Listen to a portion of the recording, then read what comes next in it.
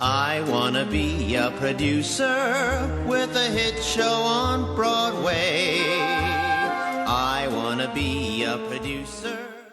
Hello, everybody. Welcome back to the Producer's Perspective podcast. I am Ken Davenport, and I'm so excited about today's guest because if you are interested in Broadway and the theater, then you, without a doubt, have read today's guest. But today, you're going to hear from him.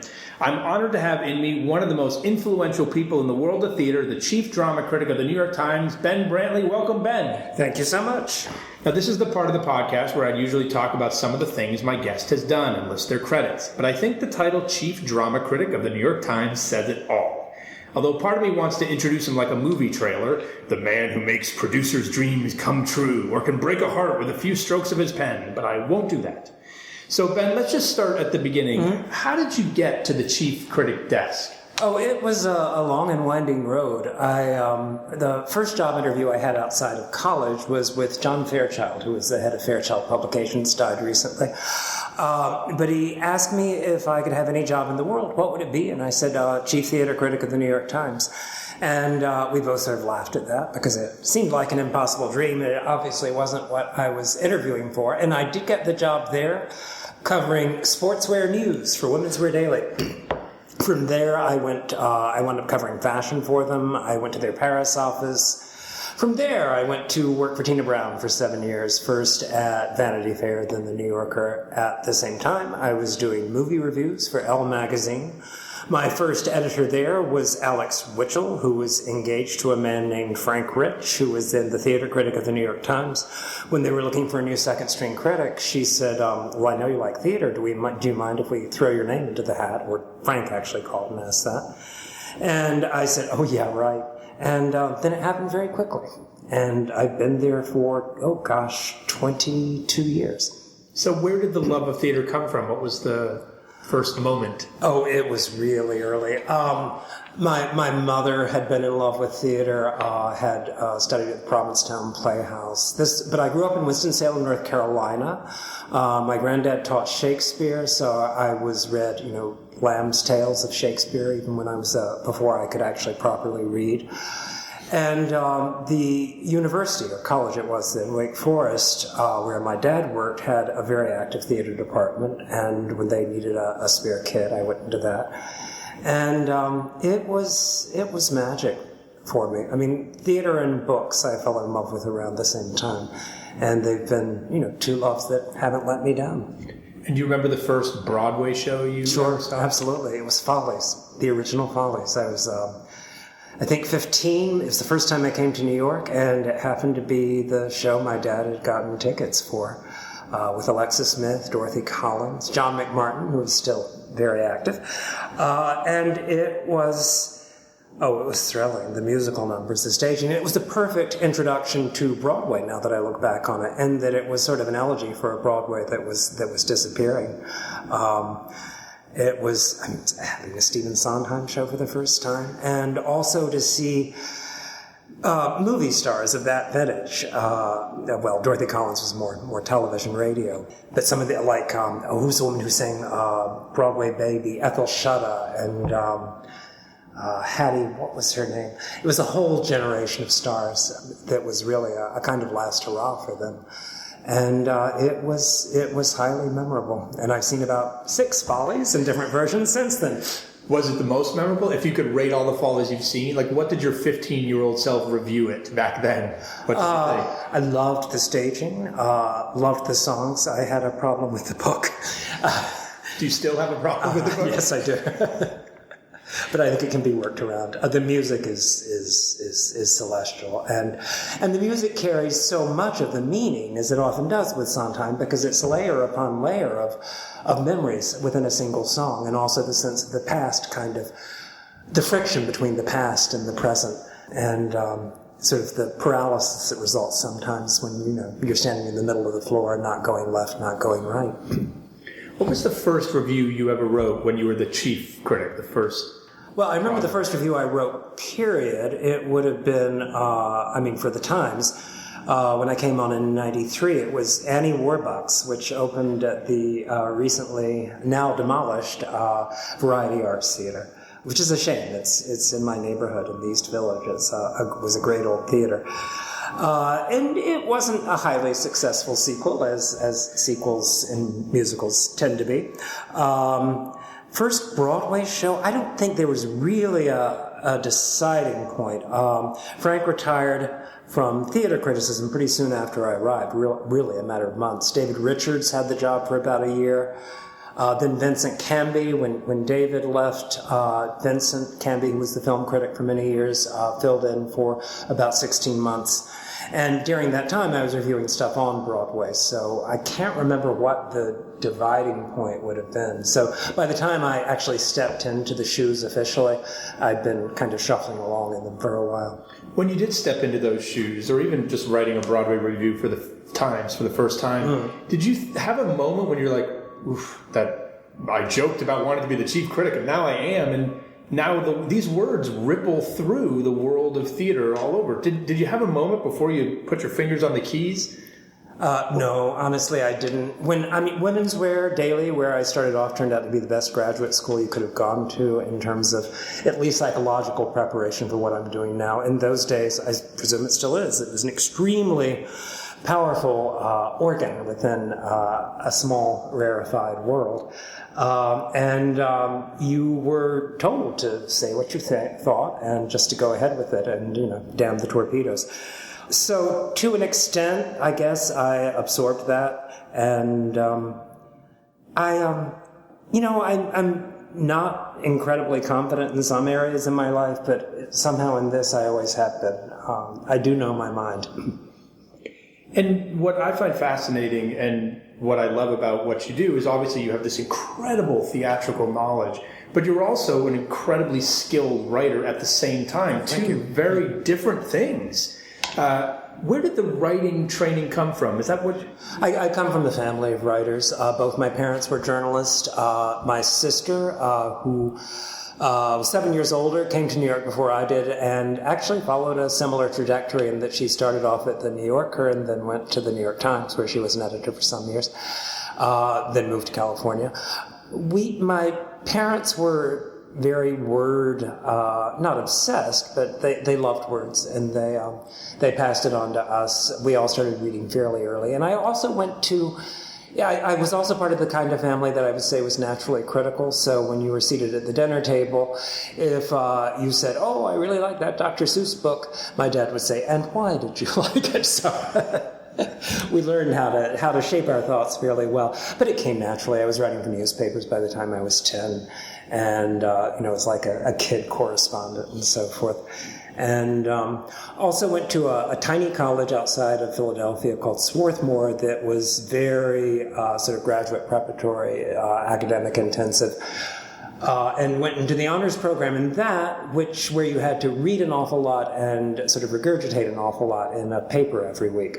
And that was incredibly good training as well. So it all feeds into the same river. And if you didn't end up following the career towards the chief drama critic seat, what else do you think you'd be doing? Oh, probably academia. That was the obvious other path. They're both paths of minor resistance, journalism and academia. That's what my family background is. So it would have been one or the other, I think. So tell me about your process for writing a review. Many of my listeners may still think that Broadway reviewers go on opening night, rush home, and then spit it out to get it before it arrives on sidewalks at 5 a.m. That's obviously not the case anymore. Can you just tell me a little bit about what you do? And that tradition of going back and spitting it out, which was still current in Brooks Atkinson's day. I think it stopped like late 1960s, as long ago as that. But that's why we have seats on the aisle to this day. The idea being that you can rush back to the newspaper and get your work done. We usually have a few nights at least before the proper press opening, and we still write it as if it's the show that opened last night, or it's the show that opened Tuesday night when it runs in Wednesday's paper, or is posted online late on Tuesday night. It comes fairly naturally to me. There's a moment when you're watching. You watch on two levels as a critic, I think. There's the part of you that's kind of calculating the cerebellum or whatever it happens to be that's processing it all and thinking, okay, do I have a lead here? Where is this play going? But then there's a part that you're watching with your gut too, which I think is the more important part. And so what you want to do is translate what you're feeling into what you're thinking. Because what you got to trust is the feeling much more. Then you can kind of intellectualize it if you want, or try to figure out why you responded in the way you do. I often write the next morning. When I was first in the job, I still take notes, but I don't really look at them again. It's sort of like tattooing. Once you've written it down, somehow it's inked into your memory. I usually write the next morning. It takes me a couple of hours, I'd say. And then, I don't work in the Times building. I keep an office downtown. And so, everything, thanks to the wonders of the internet, is sent, through the ether. And usually the next person I deal with is a copy editor at the Times. The Times has a fairly particular style about placement of commas and use of prepositions and so forth, so that you learn, but you sometimes forget. And they're wonderful. They save your ass so many times, the copy editors. And then it's online fairly quickly now.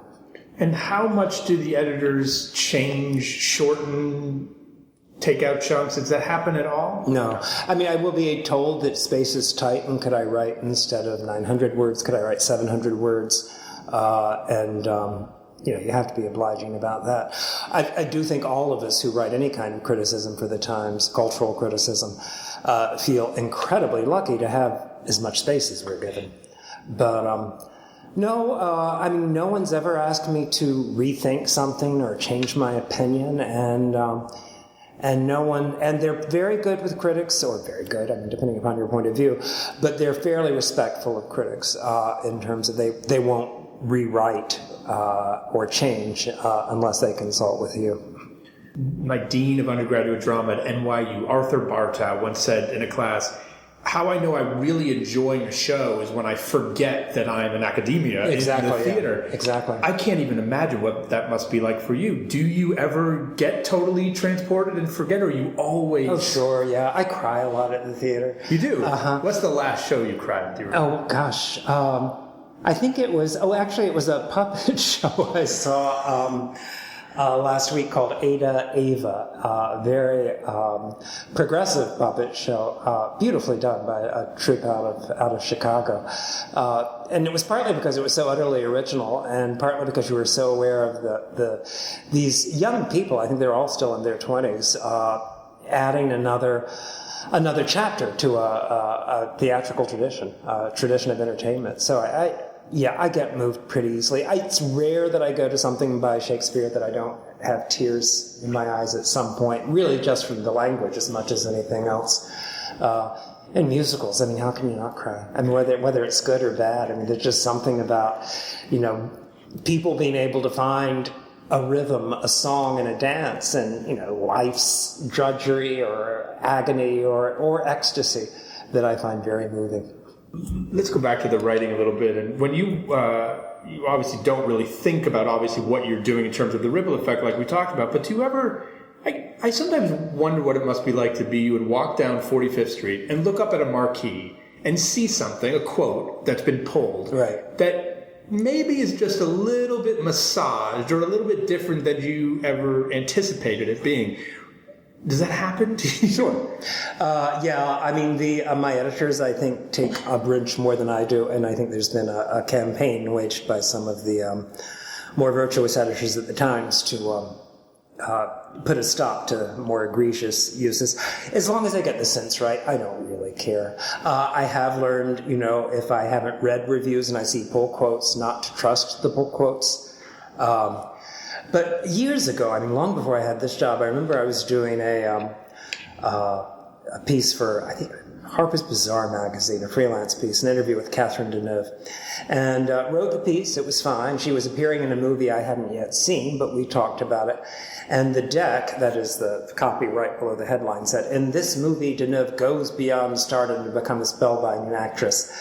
Well, shortly after the magazine came out, I saw an ad for the movie, and it said, Deneuve goes beyond starting to become a spellbinding actress. I had not seen the movie. I had not written those words. They were editorial window dressing that an editor had tacked onto it. So I've learned never, ever trust what you see critics saying in the ads. Yeah, I'll admit it. I quoted a headline once of Jason Zinnemann's for an off-Broadway show. He used to email my press agent all the time about it. I think he's forgiven me. I think.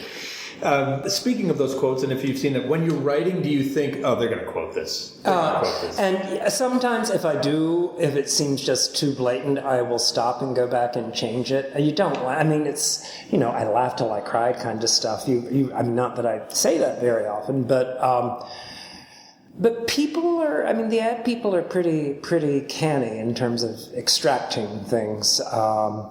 Some press people do email and say, is this okay with you? And again, if it doesn't change the sentence, it's usually fine with me. Yeah, I've been in a number of those conversations where, can we say, and everyone looks at the press and I'll get back to you on that. And don't add an exclamation point. That's my other favorite. I want to ask a couple questions about the logistics of reviewing this city, which is filled with how many live entertainment events and live theatrical events you could cover. Obviously, there are many critics at the times. You and Charles, how do you decide who reviews one Broadway show or another?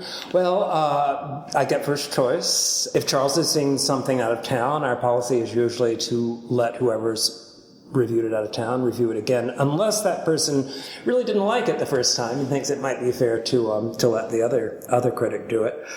I try to do as much off-Broadway as I can because I think there's usually more of interest there. Obviously, the news is what's happening on Broadway, and that's where the commercial interest is. But if you're looking for innovation, and you don't look to Broadway. I mean, that's, it's if it comes to Broadway and it's new, it's been new somewhere else before.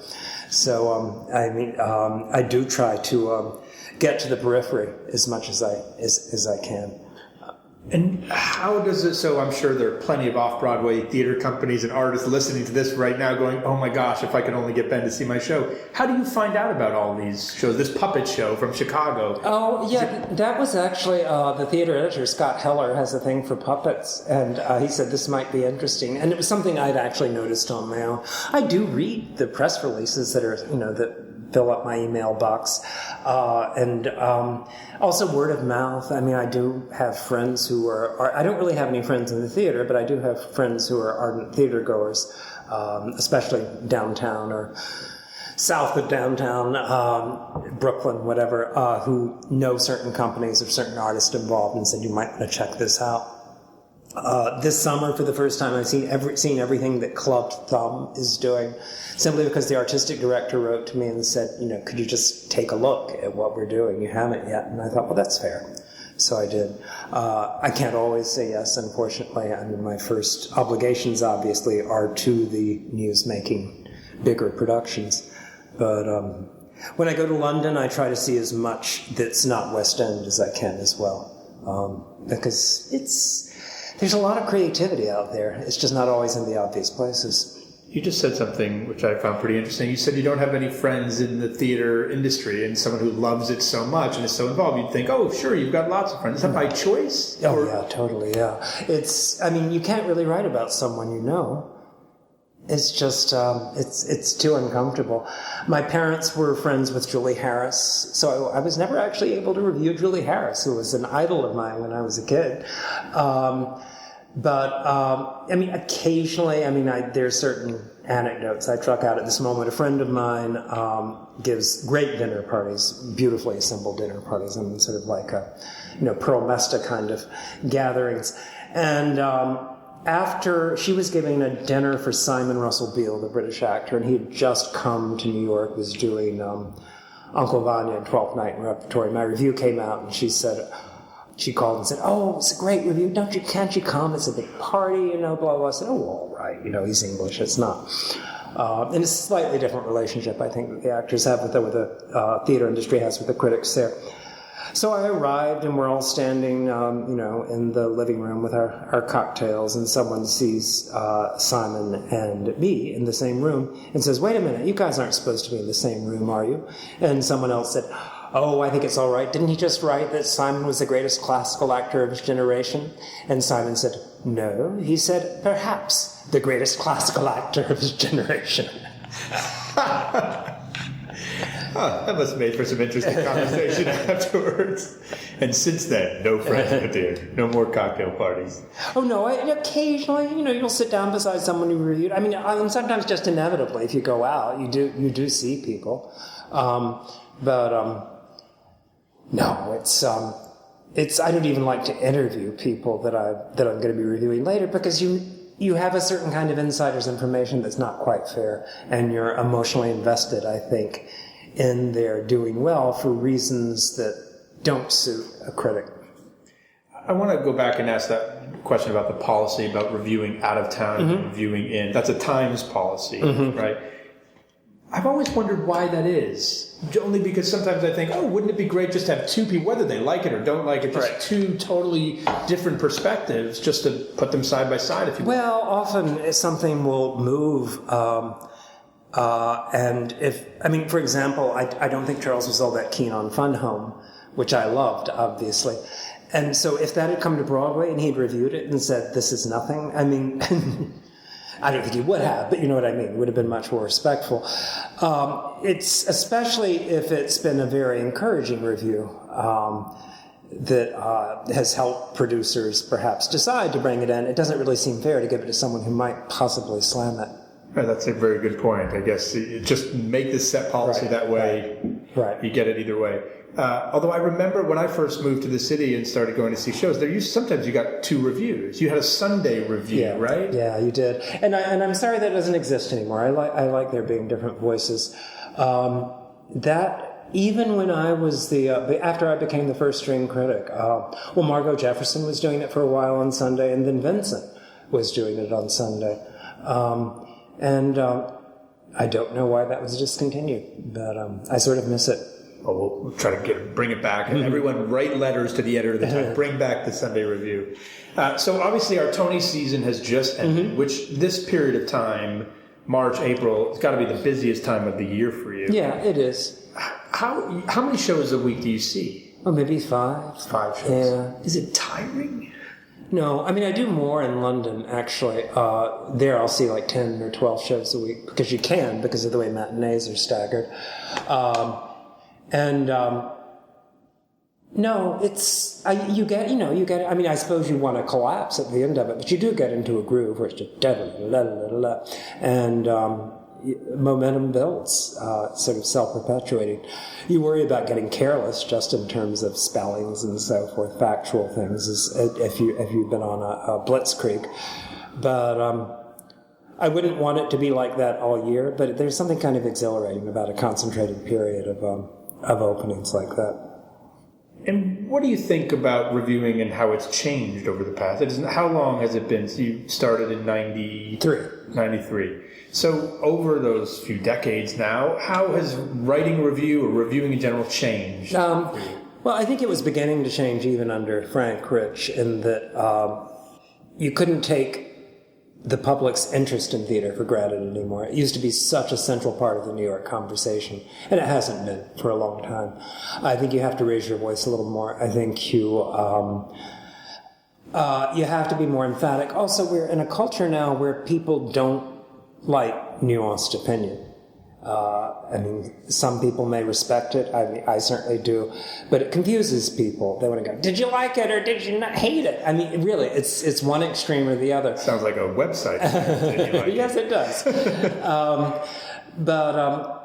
And the reviews I'm usually proudest of are mixed reviews, so-called mixed reviews, because they're the hardest to write, and where you balance this and let people extract what they will. But I do think you have to, we're obviously a much more celebrity-driven culture than we were when I started. There's always been that aspect to America, but it seems to be dominant now. If there's a famous name in the cast, you make sure the famous name in the cast is mentioned very early on in the review. I think that's unfortunately essential. Also, there's a much bigger community of critics, even as the professional critics are shrinking in number.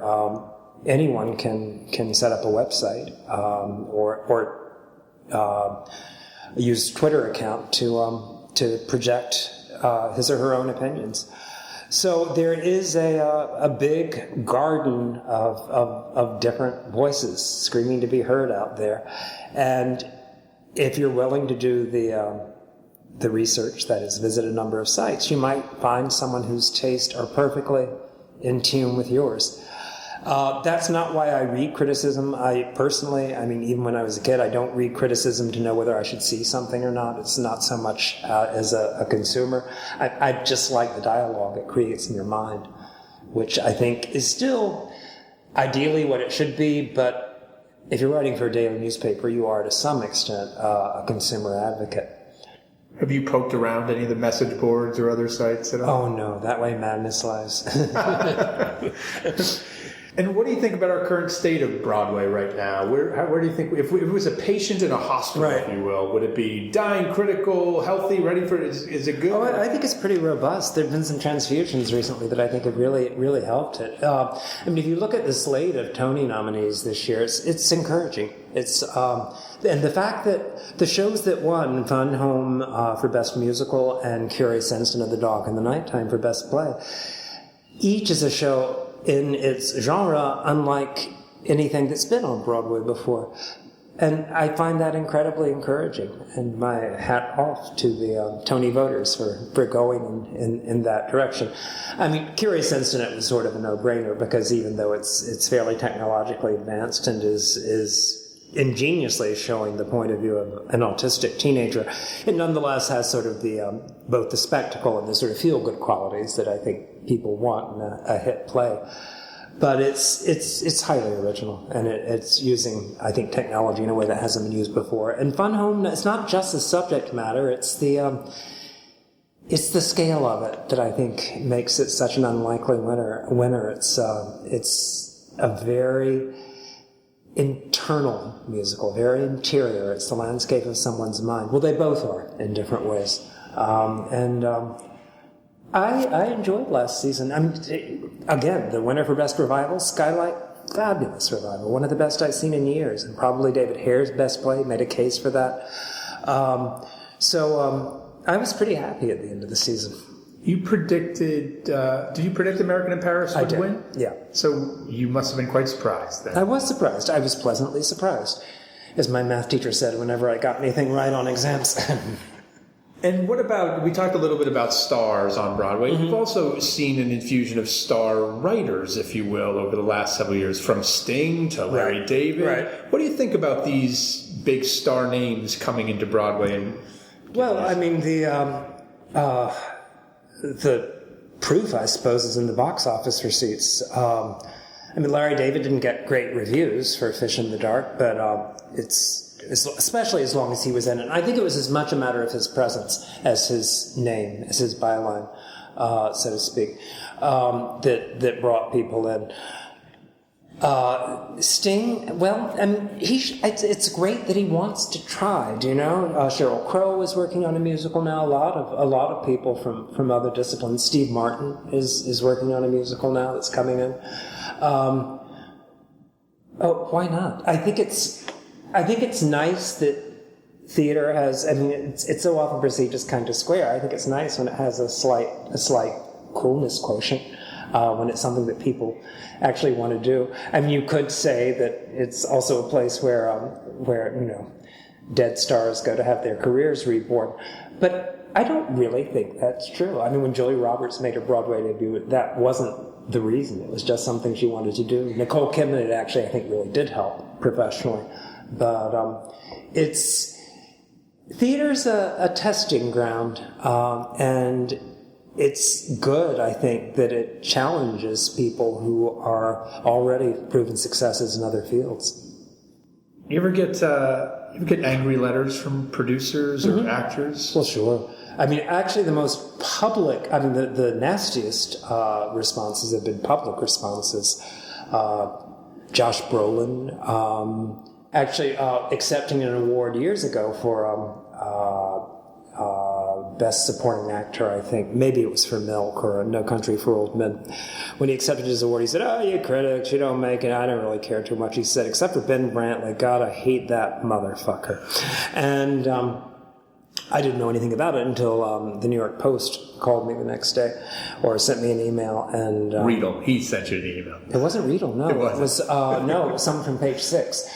And which would have heard about it because it wasn't really Riedel's beat. And I sent so I said, for what it's worth, I've really liked his work. He was it was actually a review of True West in which he replaced Philip Seymour Hoffman, which was a really tough thing to do, which I acknowledged in the review, but they just weren't ready to do it. So that was what he was, and it had been maybe 5 years since then, and obviously he was still smarting. So I said, for what it's worth, I really enjoyed him as the guy who tried to kill Harvey Milk and as the raging guy on The Lam and No Country for Old Men. I said he really seems to have found something constructive to do with his anger, and I got an email from him, I think, that day saying, "Loved your comments in the Post, no harm, no foul, XX." And we've been sort of email my acquaintances since. Alec Baldwin wrote something for the Huffington Post basically saying I should be put to death. And James Franco, after what was actually not a terribly mean review for Mice and Men, what was it he called me? A little bitch on an Instagram post.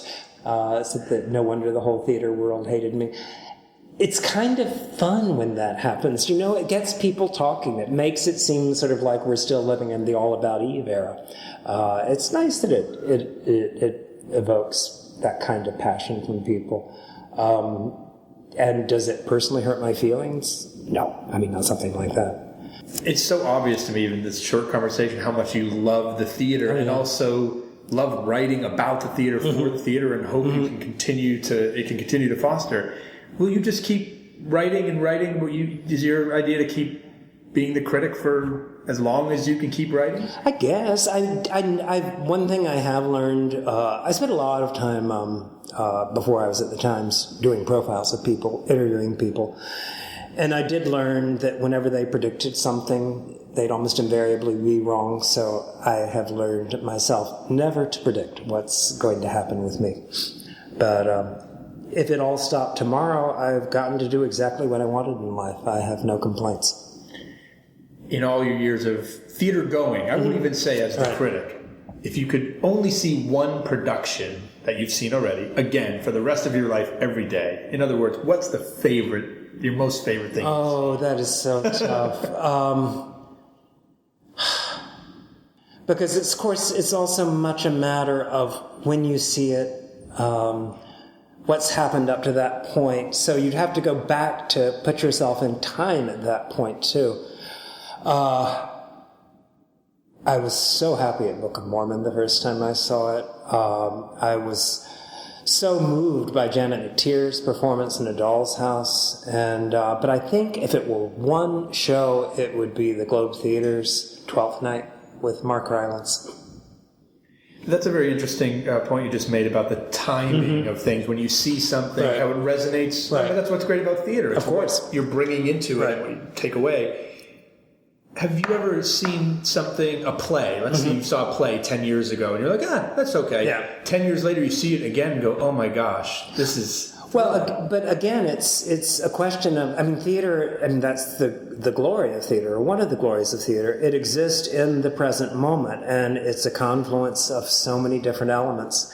And True West, I didn't see the early production, but it was famously disastrous, the Sam Shepard play, when Joseph Papp directed it at the Public Theater. And then suddenly it's reborn through Steppenwolf, because there are people who have an understanding of it. It becomes exciting.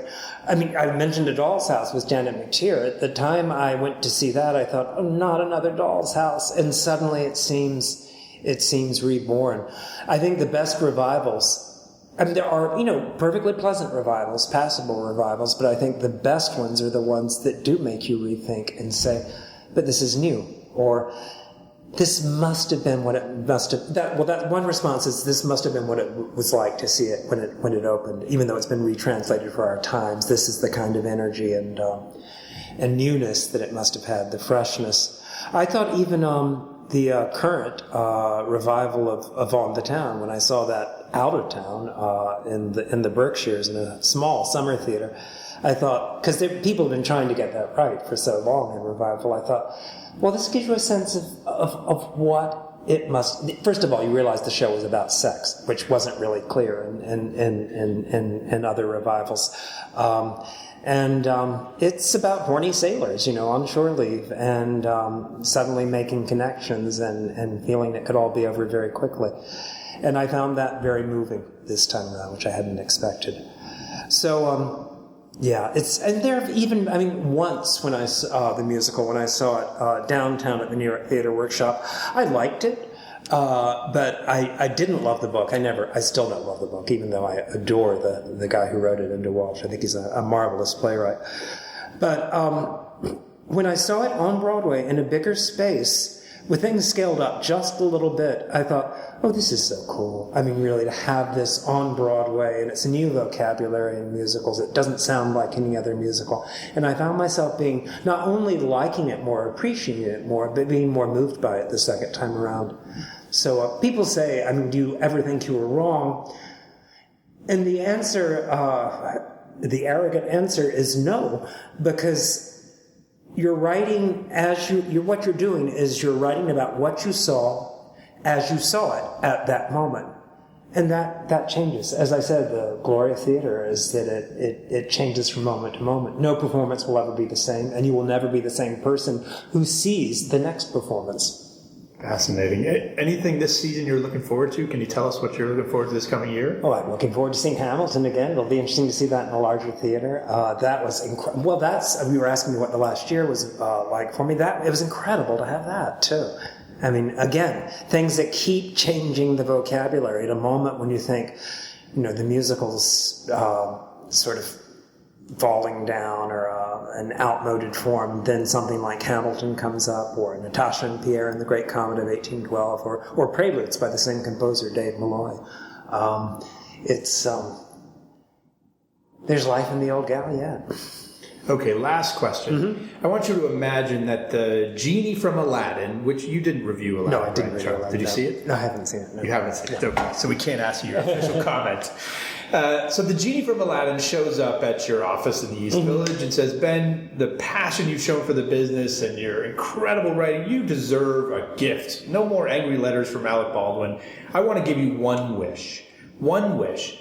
What drives you so crazy about Broadway or the theater? What keeps you up at night? The thing that makes you angry that this genie could, with the snap of a finger, make disappear? What would be the wish that you ask? Inflated ticket prices, I'd ask to disappear. I'd like Broadway to be more accessible to more people. I think it would be a much more interesting place if people didn't have to worry so much about charging so much and justifying the cost of admission. Very good answer. I'll see what I can do about it next show. Ben, I want to thank you so much for being here, and also just thank you for your passion. I have to say that even when I don't agree with you, and I actually agree with you more often than not, I always love reading your reviews. They're so well written, and obviously your love and your passion really shine through every single one of them. So thank you for being here. Thanks to all of you for listening. Don't forget to subscribe. We've got great people coming up. Thanks so much.